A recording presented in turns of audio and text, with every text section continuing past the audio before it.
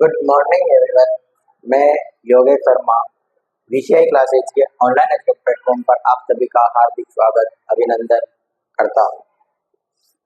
दोस्तों, हम लोग यहाँ पर धातु और अधातु के बारे में जान रहे थे और उसके अंदर जो है हमने यहाँ पर कुछ महत्वपूर्ण जानकारियां देख ली थी।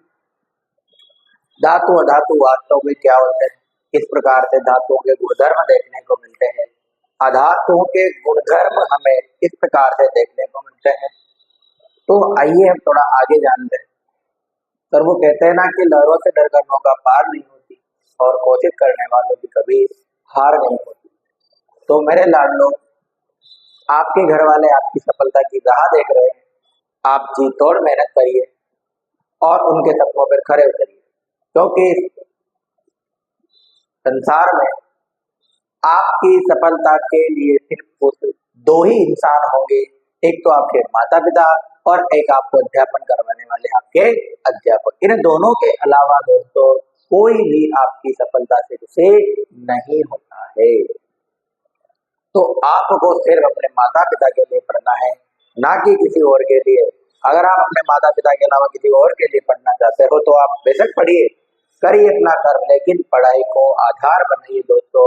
अगर आप लोग यहाँ पर पढ़ाई को आधार नहीं बनाओगे और ऐसे सोचकर चलोगे कि पढ़ाई क्या है, तो बहुत सीधा काम है। तो जितना आसान पढ़ाई करना होता है, ऐसा कहा जाता है, आपने सुना होगा कि पढ़ाई करना बहुत कठिन, लेकिन दोस्तों ऐसा नहीं है। पढ़ाई करना एक आसान नहीं, बहुत मुश्किल कार्य है। इसको आप लोग आसानी से देख सकते हो। तो हम आज की इस क्लास में जो है धातुओं की धातुओं के कुछ गुणधर्मों के बारे में और आगे चर्चा करते हैं। देखिए, हम चर्चा करते करते कहाँ तक पहुंच जाते हैं वो भी हम आपको बताएंगे। और सुनिए जरा दोस्तों, हमने एक टॉपिक पढ़ लिया था, उसका नाम था क्या? एनोडीकरण। क्या नाम था लाडलो? एनोडीकरण। आइए हम आगे प्रारंभ करते हैं उससे थोड़ा। होता क्या है लाडलो? एल्यूमिनियम का एनोडीकरण। देखो, सुनते रहना चीजों को आराम से और सावधानी पूर्वक पढ़ते भी लेना, तो आपके ये बहुत ज्यादा काम आने वाली है। देखो दोस्तों, एल्यूमिनियम के एनोडीकरण की जब बात की जाएगी तो होता क्या है एल्यूमिनियम का एनोडीकरण? सुनना आराम से। एल्यूमिनियम जो धातु है, उस एल्यूमिनियम धातु के ऊपर ऑक्साइड की पतली परत जब चढ़ाई जाती है, तो ऑक्साइड की पतली परत चढ़ाने की जो प्रक्रिया है, उस प्रक्रिया को ही क्या कहा जाता है? एल्यूमिनियम का एनोडीकरण कहा जाता है। अब हम कैसे करेंगे एल्यूमिनियम का एनोडीकरण? तो ध्यान रखना, सबसे पहले हम यहाँ पर क्या करते हैं दोस्तों, एल्यूमिनियम जो है, क्या है लाडलो? एल्यूमिनियम। इस एल्यूमिनियम का एनोड बनाते हैं। एल्यूमिनियम का क्या बनाया जाता है लाडलो?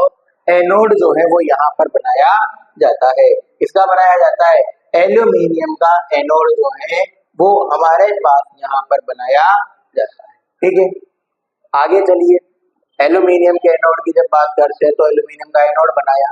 इस एल्यूमिनियम के एनोड को बनाकर हम इसे जो है तनु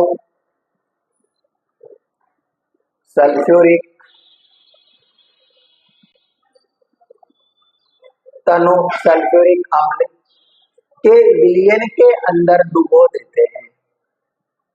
क्या कर देते हैं लाडलो? इसे जो है तनु सल्फ्यूरिक अम्ल के विलयन के अंदर क्या कर दिया जाता है?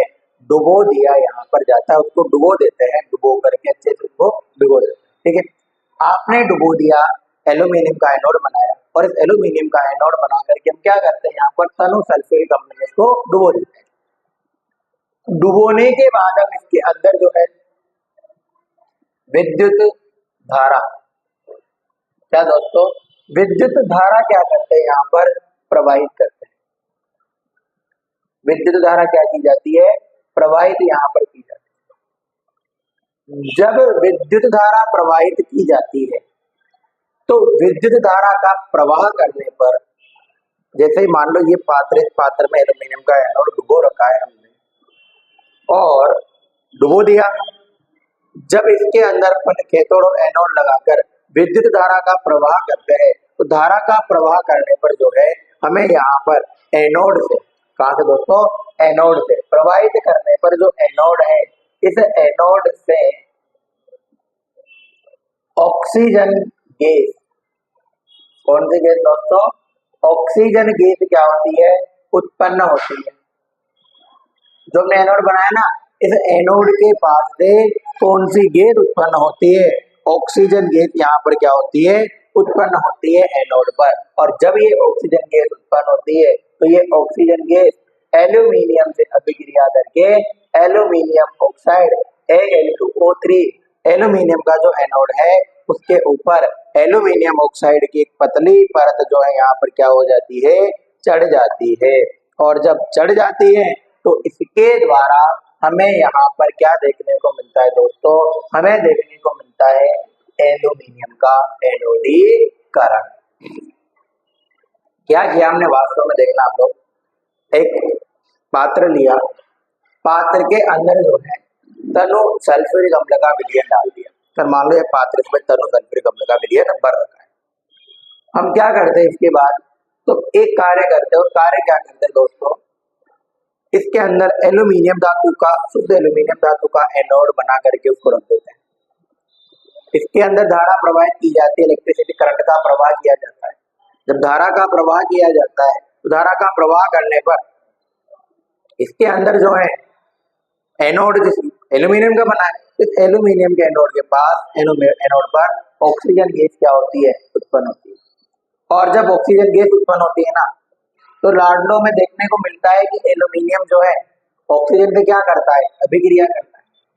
और एल्यूमिनियम से अभिक्रिया करके Al2O3 एल्यूमिनियम ऑक्साइड का क्या करता है, निर्माण यहाँ पर करता है। तो ये हमारे पास ये प्रक्रिया क्या कहलाती है, एल्यूमिनियम का एनोडीकरण। आगे देखिएगा, हम आगे देखते तो हमें देखने को मिलता है दोस्तों यहाँ पर धातुओं की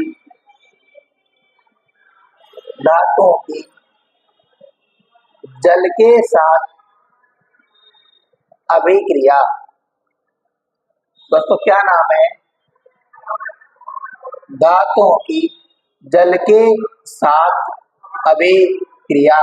अब आप लोग कहोगे सर धातुएं जल के साथ कैसे अभिक्रिया करेगी, तो कुछ धातु जल के साथ अभिक्रिया करती है, कुछ नहीं भी करती, कुछ वाष्प के साथ करेगी, कुछ ठंडे जल के साथ करेगी, कुछ गर्म जल के साथ करेगी। सभी के बारे में जो है हम यहाँ पर अध्ययन करेंगे। अब अध्ययन करते हैं तो कैसे करते हैं, देखो सुनना, दो चीजें आपको यहाँ देखने को मिलती है। सर जब भी धातुएं जो है ये जल के साथ अभिक्रिया करती है ना, तो दोस्तों धातु ऑक्साइड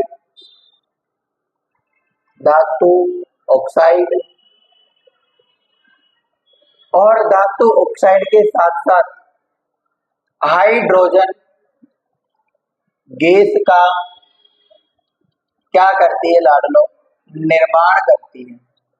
ठीक है, तो जब भी धातुएं अभिक्रिया करेगी तो धातुएं जो है जल के साथ अभिक्रिया करके धातु ऑक्साइड और हाइड्रोजन गैस का क्या करती है लाडलो, यहाँ पर निर्माण करती है।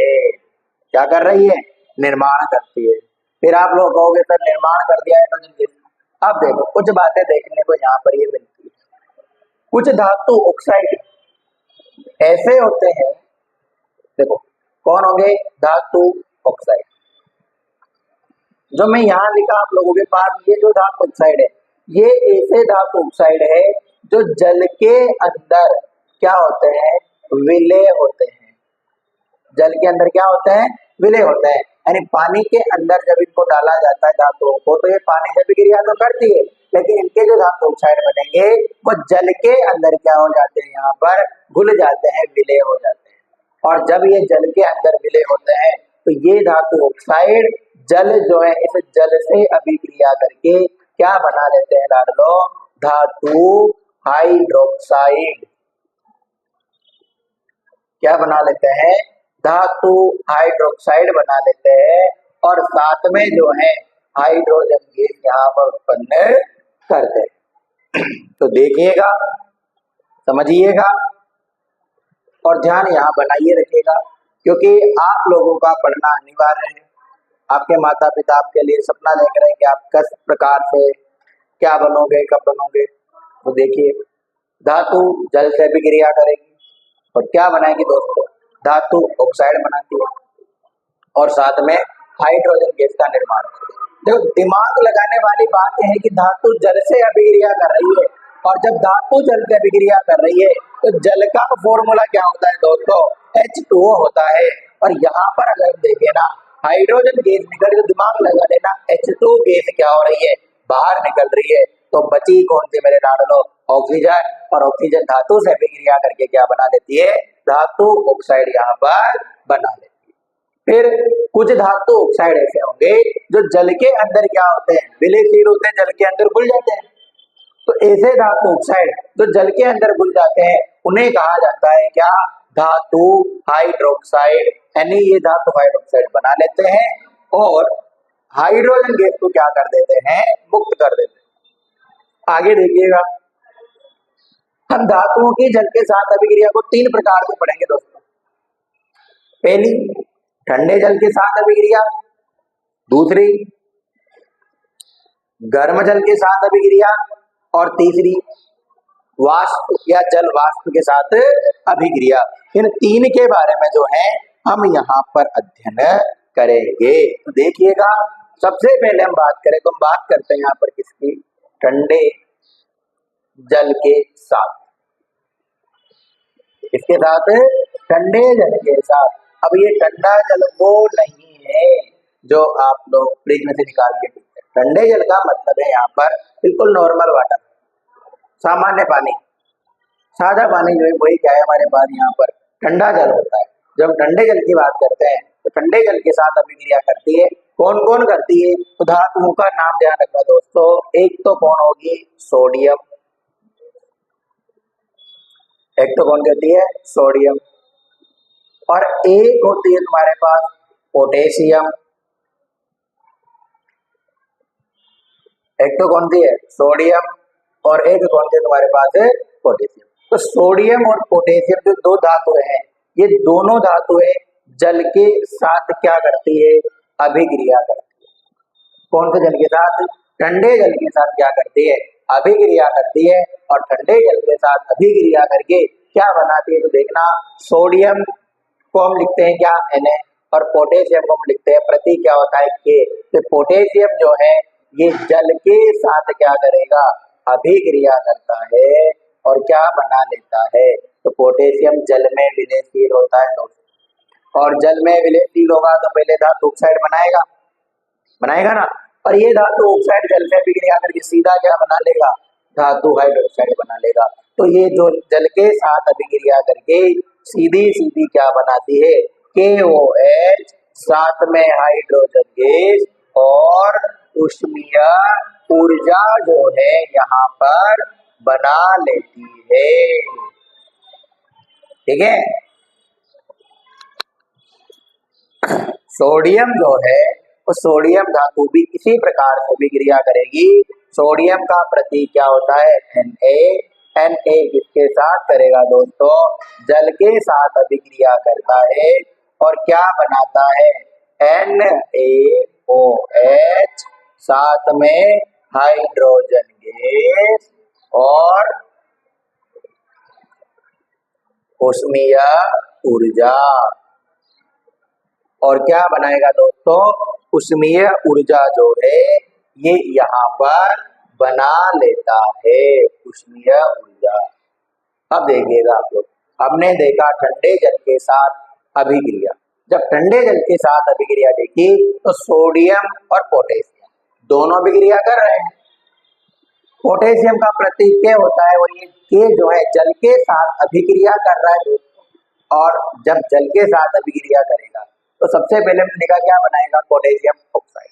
जो ये पोटेशियम ऑक्साइड K2O यहाँ पर बनाता है, ये K2O जल में विलय होता है और ये जल के साथ अभिक्रिया करके वापस क्या बना लेता है, KOH का लाडलो यहाँ पर निर्माण कर लेता है।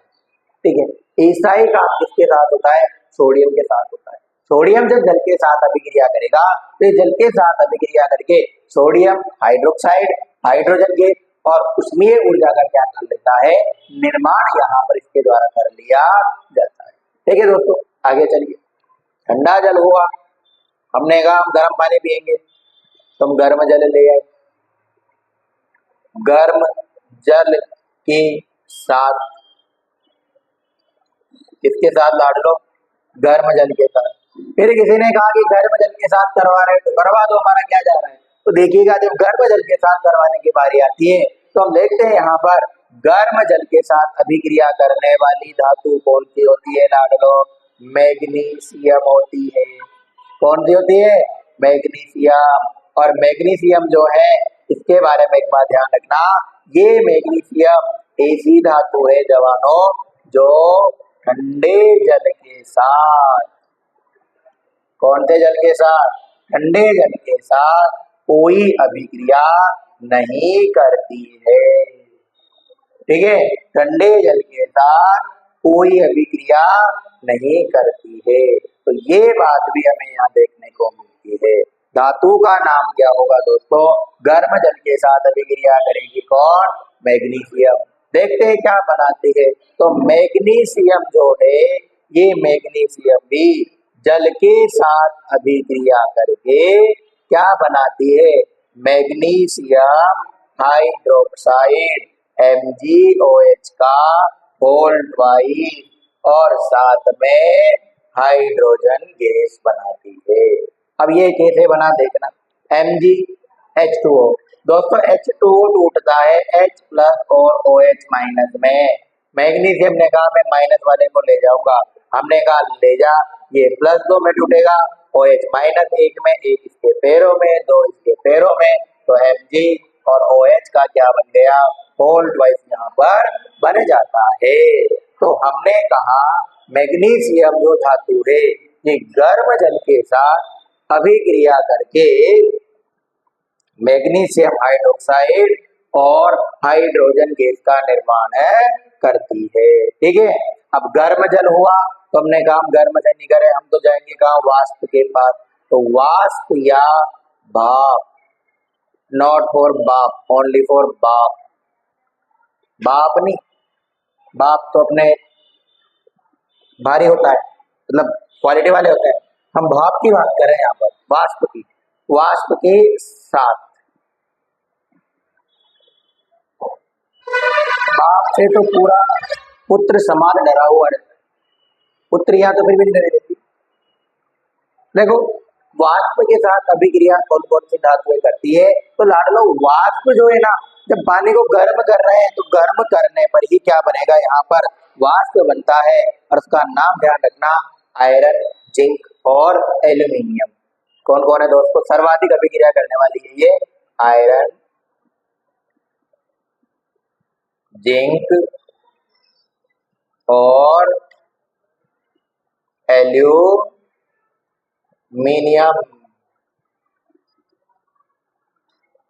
आयरन, जिंक और क्या है दोस्तों, एल्यूमिनियम। जब वाष्प के साथ अभिक्रिया होती है तो आयरन, जिंक, एल्यूमिनियम अभिक्रिया करेगी, पर ये दोनों ठंडे जल के साथ अभिक्रिया नहीं करती, गर्म जल के साथ भी अभिक्रिया नहीं करती है। ठीक है, चाहे जल ठंडा हो चाहे जल गर्म हो, दोनों के साथ आयरन, जिंक, एल्यूमिनियम कोई अभिक्रिया नहीं करती है। तो फिर ये क्या करती है, तो देखिएगा जैसे हम लेते हैं यहाँ पर एल्यूमिनियम, जिंक, फेरस, आयरन लेते हैं। आयरन ने वाष्प, जल वाष्प के साथ अभिक्रिया की।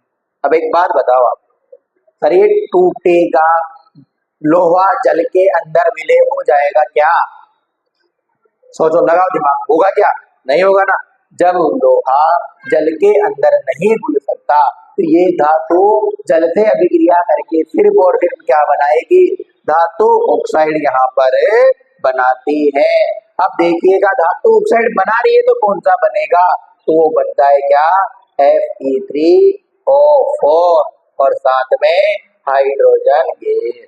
देखो Fe3O4 कैसे बना, फेरस टूटता है +3 में, ऑक्सीजन टूटती है यहाँ पर, ये जल OH माइनस में टूटता है और ये O ले लेता है इसका, H2 बाहर निकाल लेता है, O ले लेता है। तो ये यहाँ पर हम बात करते हैं, देखो ये Fe3O4 जब बनाना, Fe3O4 जब बना, इसका बनने का कारण अलग है दोस्तों, वो हम देखेंगे आगे कैसे बनता है। तो फेरस जल के साथ अभिक्रिया बनके करके थोड़ी Fe3O4 और हाइड्रोजन गैस का निर्माण करता। दूसरा कौन है तुम्हारे पास, जिंक। जिंक का मतलब Zn। Zn जल से अभिक्रिया करेगा, जल वाष्प के साथ अभिक्रिया करेगा और जिंक ऑक्साइड ZnO और साथ में हाइड्रोजन गैस का निर्माण यहाँ पर करेगा। ठीक है, दूसरा देखिएगा दोस्तों, जिंक के बाद कौन आता है, एल्यूमिनियम। एल्यूमिनियम जो है जल के साथ, जल वाष्प के साथ अभिक्रिया करेगा और एल्यूमिनियम ऑक्साइड Al2O3 और साथ में हाइड्रोजन गैस का निर्माण करता है। तो दोनों चीजें हमने आप लोगों को यहाँ पर बता दी। वाष्प के साथ अभिक्रिया, आयरन जिंक एल्यूमिनियम, फेरस करेगा तो Fe3O4 बनाएगा, जिंक करेगा तो ZnO बनाएगा, एल्यूमिनियम करेगा तो Al2O3 यहाँ पर बनाएगा। ठीक है, एक बात और ध्यान रखना दोस्तों, उसके लिए हम देखते हैं वो बात क्या है, आइएगा सुनिएगा। दोस्तों आप सब स्वस्थ होंगे, मस्त होंगे और पढ़ रहे होंगे, जहां तक मेरे को उम्मीद है आप सबसे कि आप सब लोग पढ़ाई में ध्यान दे रहे होंगे और जो चीजें आपको बताई जा रही है इसके ऊपर आप लोग अच्छे से और ध्यान पूर्वक जो है नजर बनाए होंगे और साथ के साथ सीख रहे होंगे।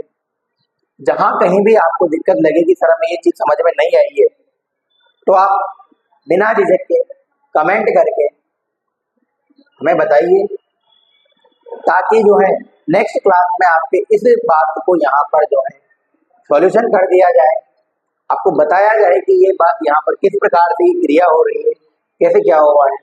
पुराने जितने भी लेक्चर थे वहां भी आप लोगों को किसी को किसी बात में कोई कमी दिखती है तो बताइएगा जरूर, और साथ में अपना नाम मेंशन भी करिएगा कि मैं वो व्यक्ति हूँ जिसको ये चीज में इस वीडियो के अंदर यहाँ पर कमी दिखती है। हम आपका नाम लेकर जरूर बताएंगे, नाम तो यहाँ पर नहीं लेंगे लेकिन जरूर बताएंगे कि आपको यहाँ पर इस प्रकार की कोई कमी देखने को मिली है। और जब आपको कमी देखने को मिलेगी तो हम आपको उसको एक्सप्लेन तभी तो करेंगे ना, जब हमें पता चलेगा कि हमारे प्यारे प्यारे छोटे छोटे बच्चे जो 10वीं क्लास तक है वो किस प्रकार से कहाँ पर उनको कमी आ रही है, कहाँ समझ में नहीं आएगा। जहाँ समझ में नहीं आएगा आप कमेंट करिएगा, हम आपकी समस्या का समाधान जरूर करेंगे। ठीक है, आगे देखिएगा दोस्तों, देखिए हमने ठंडे जल के साथ करवा ली, हमने गर्म जल के साथ करवा ली, लेकिन हम यहाँ पर वाष्प के साथ करवा ली। लेकिन दोस्तों कुछ धातुओं के नाम ध्यान रखिएगा, एक तो है कौन, लेड, एक है कॉपर, एक है सोना। ये सोना नॉट योर बाबू सोना, ओनली फॉर गोल्ड वाला सोना। तो गोल्ड वाला सोना ध्यान रखना, बाबू सोना याद रखना, सोना। और एक कौन है, चांदी। ठीक है, देखो लेड, कॉपर, सोना, चांदी, ये चार धातु ऐसी है जो किसी भी प्रकार के ठंडे गर्म वाष्प, किसी भी प्रकार की जल के साथ कोई भी अभिक्रिया नहीं करती है, कोई अभिक्रिया नहीं करती है। कौन नहीं करती है, तो चार धातु है, कौन कौन सी है, लेड, कॉपर, सोना, चांदी। कौन कौन होगी, लेड, कॉपर, सोना, चांदी जल के साथ कोई अभिक्रिया यहाँ पर नहीं करती है। ठीक है दोस्तों, आगे चलिएगा, ये हमारी जल के साथ अभिक्रिया यहाँ पर क्या होती है, खत्म होती है। अब हम यहाँ पर एक बात और देखते हैं, आपने दो नाम में आप लोगों को यहाँ पर बताता हूँ दोस्तों, दोनों नाम ध्यान रखना। एक तो वर्ड आता है तनु और एक आता है सांद्र। देखो एक तो क्या आता है तनु और एक आता है क्या, सांद्र। पीछे हम विलियन जोड़ सकते हैं, तनु विलियन और सांद्र विलियन। देखो क्या होता है, तनु विलियन ऐसा विलियन होगा जिसके के अंदर जल की मात्रा अधिक होगी और सांद्र विलयन ऐसा विलयन होगा जिसके अंदर जल की मात्रा कम होगी। यानी पानी के अंदर कोई दूसरा पदार्थ हमने कोई दूसरा विलय मिलाया, वो विलय मिलाया तो वो विलय की मात्रा अगर ज्यादा हुई तो पानी की मात्रा कम होगी, तो वो हमारे पास कौन सा विलयन होगा? सांद्र विलयन। और तनु विलयन जिसके अंदर जल की मात्रा ज्यादा हो लेकिन जो मिलाया उसकी मात्रा कम हो, वो क्या कहलाता है? तनु। देखेगा आप इसको। सर एक आता है नींबू पानी, नींबू पानी। सर नींबू पानी जो है तनु विलयन है नींबू का या सांद्र विलयन है? तो आप कहोगे सर ये हमें समझ में नहीं आया। देखो नींबू का, हम नींबू पानी के अंदर नींबू का रस होता है थोड़ा सा, लेकिन उसके अंदर 1 गिलास पानी होता है कि नहीं होता? तो पानी की मात्रा ज्यादा हुई कि नहीं हुई? हुई ना। यहाँ पर हमने कह दी सर चाशनी, क्या कही आप लोगों ने? चाशनी। चाशनी के अंदर पानी की मात्रा क्या होती है? कम होती है, लेकिन शक्कर की मात्रा क्या होती है? ज्यादा होती है। तो शक्कर की मात्रा ज्यादा है तो विलय की मात्रा ज्यादा है, यानी सांद्र हो गया। और अगर यहाँ पर नींबू की मात्रा कम है तो क्या हो गया? तनु यहाँ पर देखने को मिलता है। तो ध्यान रखना दोस्तों, नींबू पानी और तनु विलयन, सांद्र विलयन के लिए चाशनी को ध्यान रख के आपको आगे बढ़ना है। तनु विलयन का मतलब जिसमें जल की मात्रा कम हो, सांद्र विलयन का मतलब जिसमें जल की मात्रा, सॉरी, तनु का मतलब जल की मात्रा ज्यादा, सांद्र का मतलब जल की मात्रा कम। अब ये मैंने क्यों बताया सर? ये बीच में कहाँ जाके आप चाहे जहां से तो बातें उठा उठा के ले आते हो, हमारा फ्लो तोड़ देते हो, हमें कुछ समझ में नहीं आ रहा। अब आप ही बताइए अब हम क्या करें, हमें तो राह ही नहीं जा रहा। तो मैं आप लोगों के लिए लेकर आया हूं यहाँ पर धातुओं की तनु अम्लों के साथ अभिक्रिया। क्या नाम है दोस्तों? धातुओं की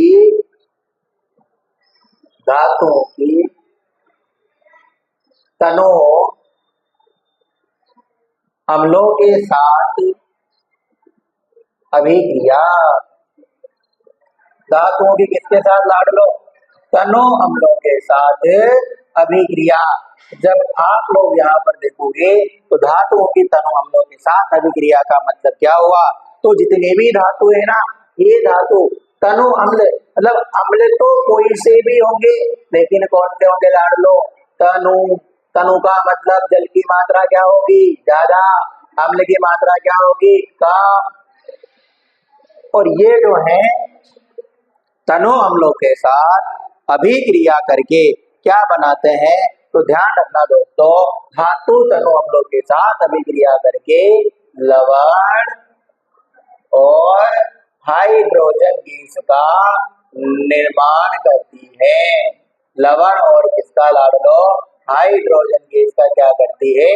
निर्माण करती है। अब आप कोई से भी एक उदाहरण ले लीजिए, जैसे मैंने कहा यहाँ पर सर Mg+HCl, क्या कहा मैंने? Mg+HCl। तो ये सीधा सीधा लवण के तौर पर क्या बनाएगा?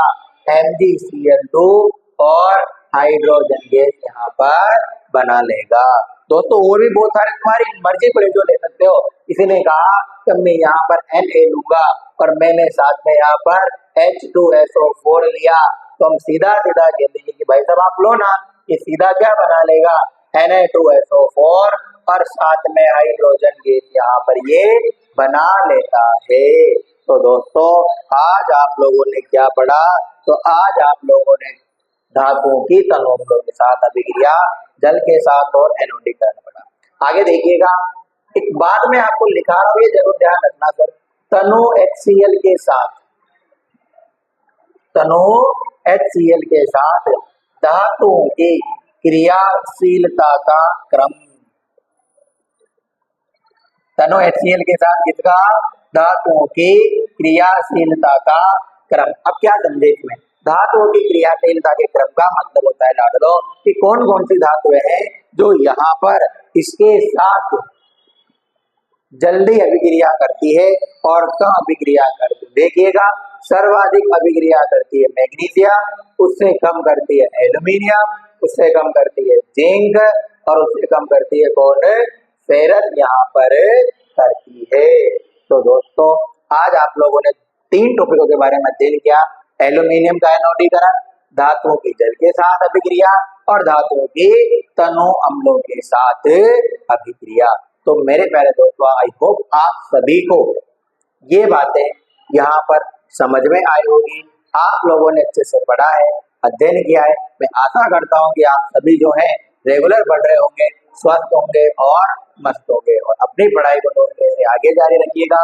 पूरी 10वीं class 10th board Rajasthan board हो या फिर कोई सा भी बिहार बोर्ड, सीबीएसई बोर्ड, कोई सा भी हो, हिंदी माध्यम के अंदर जो आप लोगों को यहाँ पर समझाया जा रहा है वो पूरा का पूरा पेपर में छपेगा। क्वेश्चन यहीं से आएगा, और यही यहाँ से नहीं आया तो किताब से ही नहीं आएगा, क्वेश्चन ही नहीं आएगा, लेकिन आएगा हमारे लेक्चर में। आप पढ़ते रहिएगा, स्वस्थ रहिएगा और मस्त रहिएगा। तीसरा पार्ट खत्म होने के बाद हम चौथा पार्ट करेंगे, क्योंकि ये चीजें जो मैं आपको बता रहा हूँ ना, ये सभी भर्ती परीक्षाओं में जनरल साइंस के नाम से भी आती है। ऐसा नहीं है कि हम अकेडमी क्लासेज में आती है, ये सभी भर्ती परीक्षाओं के अंदर भी जहां पर जनरल साइंस टॉपिक होता है वहां पर कुछ टॉपिक के अंदर हमें देखने को मिलता है इस टॉपिक धातु और धातु और उनके यौगिक के नाम से हमें देखने को मिलता है। दोस्तों इसे लाइक करिएगा, वीडियो को सब्सक्राइब करिए और चैनल को जितना हो सके उतना शेयर करिए ताकि हमें यहाँ पर मनोबल बढ़ सके। Thank you very much.